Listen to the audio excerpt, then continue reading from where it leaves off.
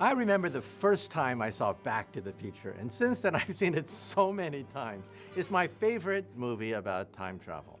I'm a theoretical physicist, and I work with Einstein's equations, which do allow time travel. But I groan every time I see a time travel movie. They get it all wrong, all upside down. How do you go backwards in time? You get into a hot tub. How do you go backwards in time? You spin the dial. How do you go backwards in time? You have a dream of some sort. Wrong. Back to the Future gets it right. It's energy. Energy, that's the key to time travel. If you have enough energy, you could perhaps bend time into a pretzel. And that's what Doc Brown is all about. Wait, 21 gigawatts! What the hell is a gigawatt?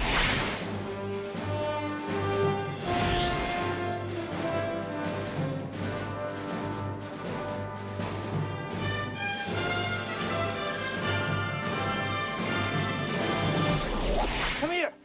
I'll show you how it works. First, you turn the time circuits on. This readout tells you where you're going, this one tells you where you are, this one tells you where you were. Back to the Future is novel because you go forwards in time and backwards in time. And believe it or not, going forwards in time is the easy part. Our astronauts go forward in time by a fraction of a second every time they go into outer space. You realize that in outer space, like on the moon, time beats faster on the moon than it does on the Earth. So it is true that if you could race near the speed of light, time begins to slow down so that you rocket into the future.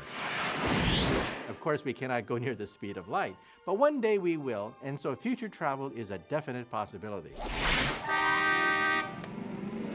But going back into the past, aha, that's the killer. And if you have enough energy, maybe in a DeLorean, you might be able to wrench this river of time and make it fork into two rivers. According to the laws of physics, according to Einstein's general theory of relativity, time is a river.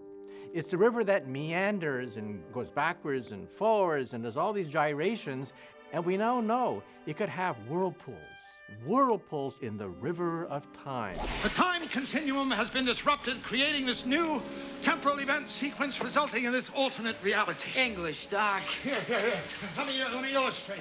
When Doc Brown went to the blackboard, drew the timeline, the river of time, and then drew a fork in the river of time.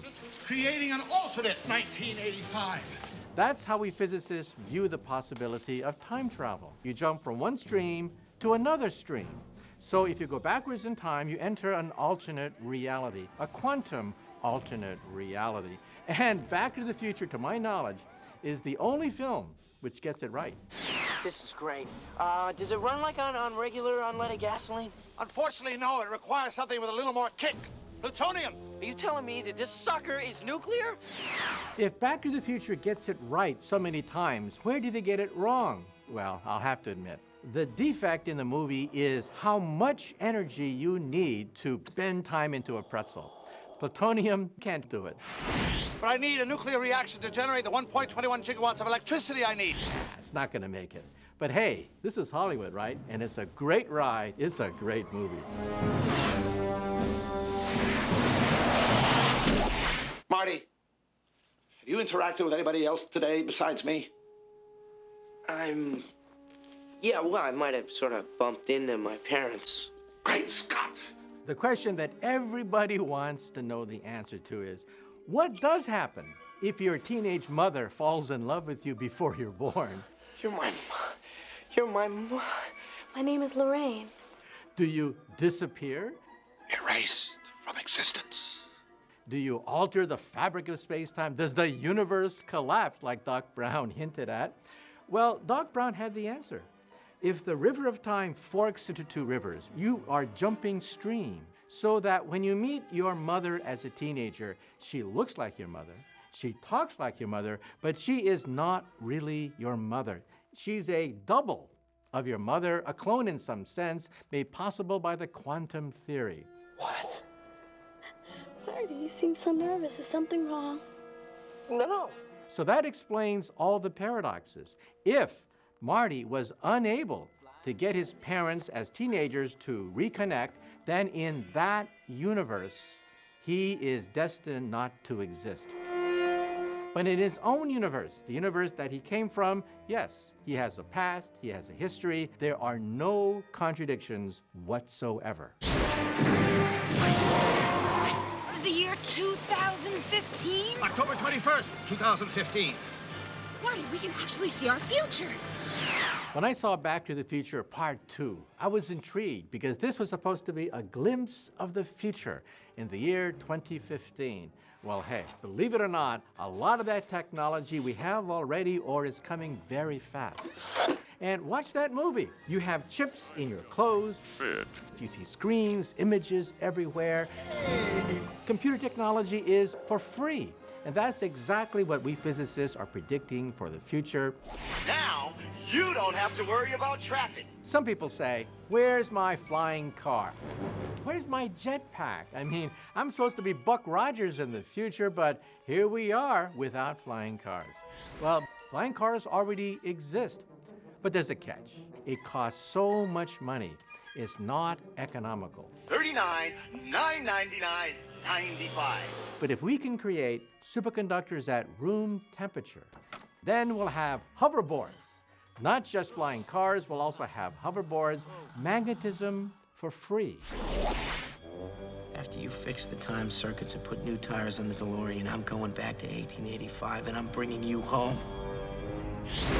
At first, when I heard that Back to the Future was going to go way back into the past, I thought to myself, oh no, they've lost it. But boy, was I surprised.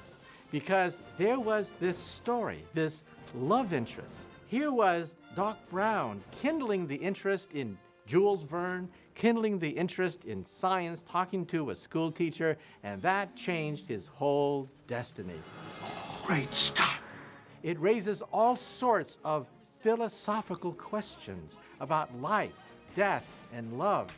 So I began to realize that Part 3, hey, that was pretty deep. Damn it. I read that book too. You can go right on the street today and ask people, have you seen Back to the Future? And you're going to see all the hands waving. That's power. That's the ability to move people's imagination. That's the ability to make scientists out of people that lost interest in science when they were teenagers.